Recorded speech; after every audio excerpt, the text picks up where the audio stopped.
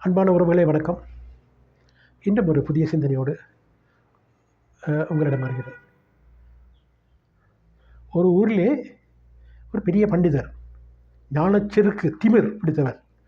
அவருக்கு தான் எல்லாம் தெரியும்.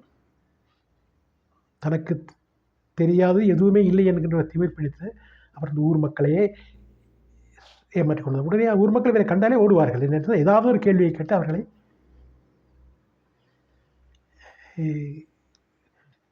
மட்டம் தட்டி அவர் உயர்ந்து காட்டுவது தான் மரபு.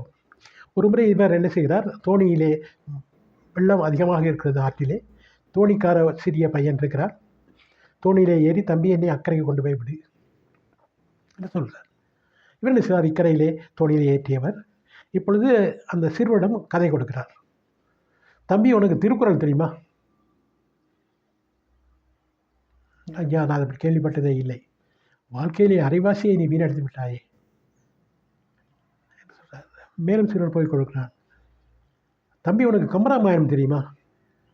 ஐயா, அதெல்லாம் எங்கே, நான் படித்த தோணி ஓட்டி பாடசாலைக்கு சென்றதில்லை. வாழ்க்கையிலே முக்கால் பாதி வீணாகிவிட்டதே என்று இப்படியே சொல்லிக் கொண்டு போகிற நேரம் இடைநடுவிலே தோணியிலே ஓட்டை விழுந்து அங்கே தோணி முழுவதும் நீர் படிப்படியாக மேலே கொண்டு தோணி மூழ்கின்ற நிலையிலே வந்துவிட்டது. அப்பொழுதுதான் அந்த சிறுவன் கேட்கிறான் பண்டிதரிடம், ஐயா, உங்களுக்கு நீந்தம் தெரியுமா என்று கேட்கிறான். இவர் சொல்கிறார் திமிர்த்து, நான் பட்டம் படித்திருக்கிறேன், பண்டிதராக இருக்கிறேன், அறிவு இருக்கிறது, பல நூல் எழுதியிருக்கிறேன். ஆக எனக்கு இதற்கு இந்த நீச்சல் தொழில்,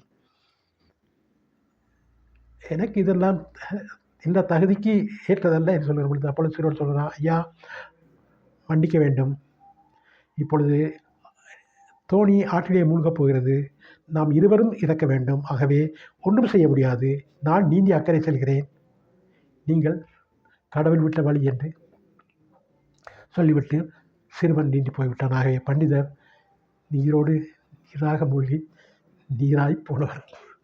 இதுதான் எப்பொழுதுமே திமிர் செருக்கு இருப்பவர்கள் இப்படித்தான் அவர்களது முடிவு இருக்கும் என்பதுதான் இந்த தத்துவத்தின் கருத்து. நன்றி, வணக்கம்.